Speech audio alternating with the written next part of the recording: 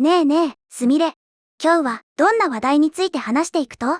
今日はね、ディズニーの実写版、白雪姫とピクサーのアニメ、ホッパーズの劇場公開から見えるメディアの変更報道の話題についてよ。現在、メディアの報道のトーンが映画の興行成績に対する世間の認識をいかに劇的に、そして意図的に左右しているかということが大きな問題になっているのよ。今日は、ほぼ同じ興行収入だった2つの作品が真逆の評価を受けた理由、そしてその裏で暗躍するハリウッド業界の思惑と陰謀について徹底的に解説していくよ。メディアの印象操作ってやつやね。うち、そういう裏のドロドロした話、大好物倍。同じくらい稼いどるのに、片方は大爆死、もう片方は大成功って言われとるってこと？そんなの、あからさまにおかしいやんね。その通りだよ。数字という客観的な事実があるのに、それをどう伝えるかで、視聴者の印象は完全にコントロールされてしまうの。これを心理学ではフレーミング効果って呼ぶんだけど、今回のディズニーとピクサーの事例はまさにその極端な例なのよ。まずは両作品の実際の興行成績から見ていくよ。数字は嘘をつかんけんね。しっかり見させてもらうばい。2025年3月に公開されたレイチェル・ゼグラーとガルガドット主演のディズニー実写映画白雪姫。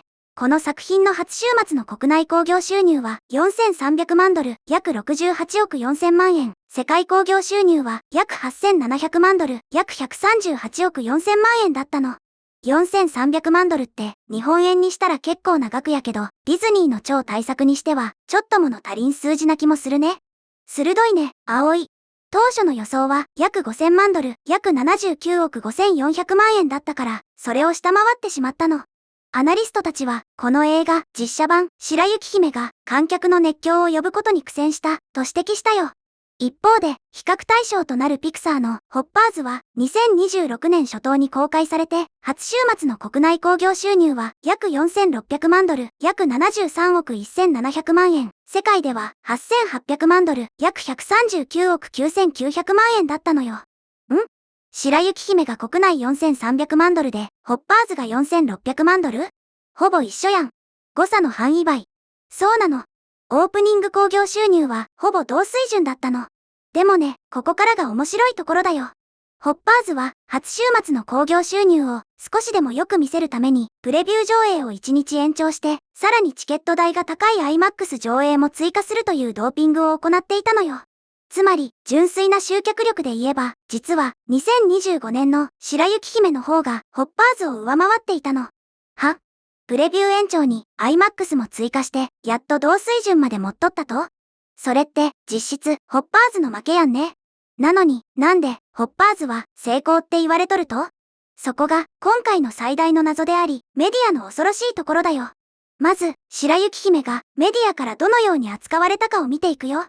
白雪姫をめぐる報道は、ひたすら、失望と論争を強調するトーンだったの。見出しには、興行成績が振るわなかった。初登場4300万ドルが期待を下回った。プロジェクトの長期的な収益性に疑問符といったネガティブな言葉が並んだよ。業界誌やエンタメサイトでは、公開初週の成績を期待外れという言葉で頻繁にボロクソに評したの。親の仇みたいに叩かれとるね。でも、なんでそこまで言われないかんと？一つは、莫大な制作費が原因だよ。ザットパークプレイスの報道によると、制作費は約2億4000万ドルから2億7000万ドルと言われているんだけど、実際にはおそらく3億ドルを超えていたと推測されているのよ。これだけお金をかけていたら、損益分岐点に達するには、莫大な世界興行収入が必要になるから、初週の数字では大赤字確定とみなされてしまったの。3億ドル？そりゃあ、ちょっとやそっとの売り上げじゃ大赤字倍。でも、叩かれた理由は、それだけやないとやろ？さすがだね、葵。もう一つの大きな理由は、公開前から巻き起こっていた文化的、政治的な論争なの。主人公のキャスティングに対する批判、7人の小人の再デザインに関する議論、そして何より、主演女優のレイチェル・ゼグラーによる1937年のオリジナル版アニメに関する批判的な発言が火に油を注いだのよ。これらが数ヶ月にわたって否定的な見出しを煽り続けて、劇場公開前からすでに失敗作というレッテルを貼られるような空気が作られていたの。ああ、公開前から大炎上しとったんやね。ネットの反応はどうやったと？ネットユーザーからは、オリジナルへのリスペクトがないなら実写化するな。主演女優の態度が悪すぎて見る気が失せた。小人が小人じゃない時点でポリコレの極み、といった厳しい声が殺到していたよ。自業自得な部分もあるっちゃあるけど、公開初週の成績だけで、そこまで期待外れで連呼されるのも、なんだか意図的なものを感じるばい。そう、そこなの。で、ここでみんなにお願いがあるの。もし、この動画が面白いなって思ったら、ぜひ、チャンネル登録とグッドボタン、高評価を押してね。みんな、ポチッと頼むばい。さて、次に、ホッパーズへのメディアの反応を見ていくよ。驚くべきことに、ホッパーズに対する反応は、白雪姫とほぼ正反対だったの。とあるメディア報道では、この映画の強みばかりが強調されたよ。批評家の高い評価、観客の熱狂、そして続編ではなく、ピクサーのオリジナルストーリーである点が大絶賛されたの。同じ興行収入なのに、片方は期待外れで、もう片方は熱狂って書かれると？そうだよ。初期のレビューは非常に好評で、有名なレビューサイトのロッテントマトでは94から 97% という超高評価を獲得したの。これはピクサー作品としては過去10年近くで最高の評価の一つとまで言われたよ。さらに、記事では、ホッパーズは2017年のリメンバー・ミー以来となるオリジナルアニメ映画の素晴らしいオープニングを飾った。観客は依然として新しいアイデアを求めている証拠だと、大成功の象徴として取り上げられたのよ。なんか、不自然なほど持ち上げられとるね。でも、すみれ、さっき言っとったやん。インフレ調整とか考えたら、そんなにすごい数字やないって。葵、本当に鋭いね。まさにその通りなの。メディアは、ピクサーの復活劇。数々の不安定なリリースを経ての成功として称賛したけど、実際には、ホッパーズはインフレ調整後で計算すると、ピクサー史上最悪の興行成績を収めた作品の一つなのよ。やっぱり、史上最悪クラスの成績なのに大成功で報道されとると。それ、完全に詐欺やん。メディアは欠点に触れとらんと？全然触れていないの。メディアは欠点に焦点を当てるどころか、バイラルマーケティングの成功やソーシャルメディアでの話題性を観客の強い関心の表れとして強調したよ。言い換えれば、白雪姫の興行成績が期待外れという見出しを生み出したのと全く同じ数字の範囲が、ホッパーズでは成功という見出しを生み出したのよ。これに対するネットの反応はどうなん？騙されとる人が多いと？ネットでは、ロッテントマトの評価が高かったから見に行ったけど最高だった。ピクサーの完全復活とメディアの報道を信じて絶賛する声がある一方で、一部の鋭いユーザーからは、興行収入の数字だけ見たら全然ヒットしてなくない？メディアの持ち上げ方が異常で気持ち悪い、といった指摘も出ているよ。なるほどね。でも、なんでこんな極端な報道の違いが起きると？メディアも、バカやないんやけん。数字が同じってことは、わかっとるはずやろ？ここからが今日の核心部分で、この報道の違いは、現代の興行収入報道における重要な真実を浮き彫りにしているの。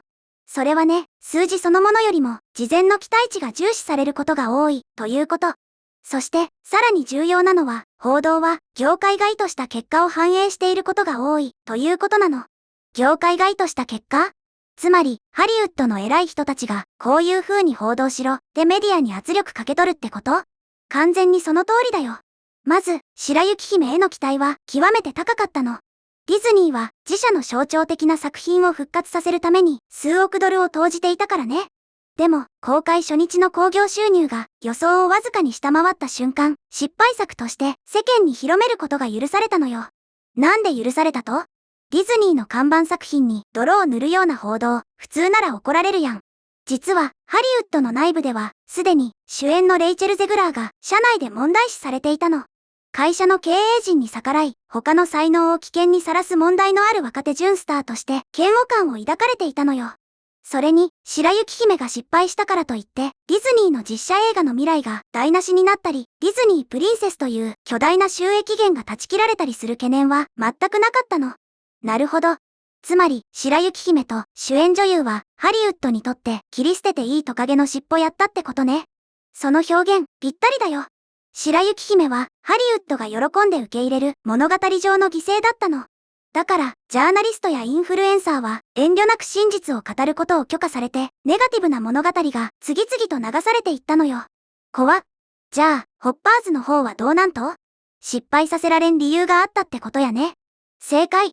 ホッパーズに関しては、事前の期待値ははるかに低くて、失敗した場合のリスクが極めて高かったの。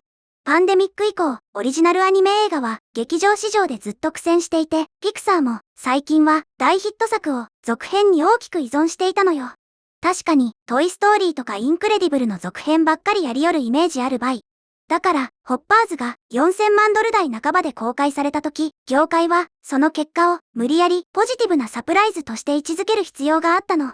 もし、ここでディズニーの最新アニメ映画を失敗作として報道してしまったら、今後公開される大本命のトイストーリー5のイメージにまで悪影響が出てしまうのよ。ああ、本命の続編でドカンと稼ぐための前振りなんやね。その通り。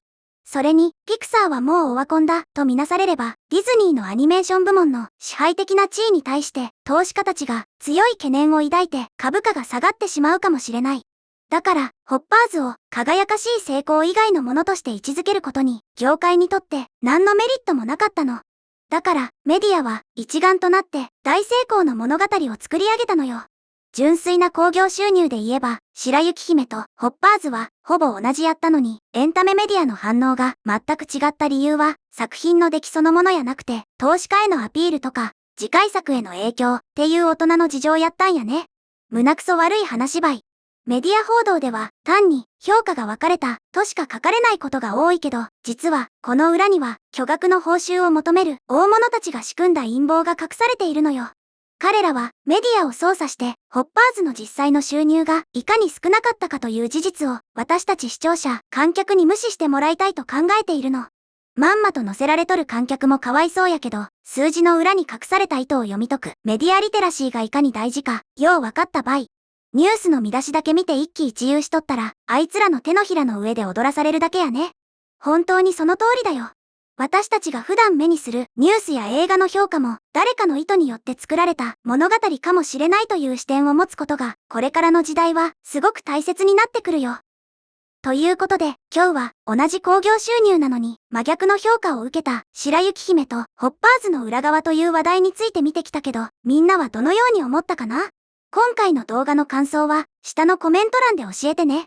もしこの動画が役に立ったと思ったら高評価とベルマーク。チャンネル登録まだの方はチャンネル登録もよろしくお願いします。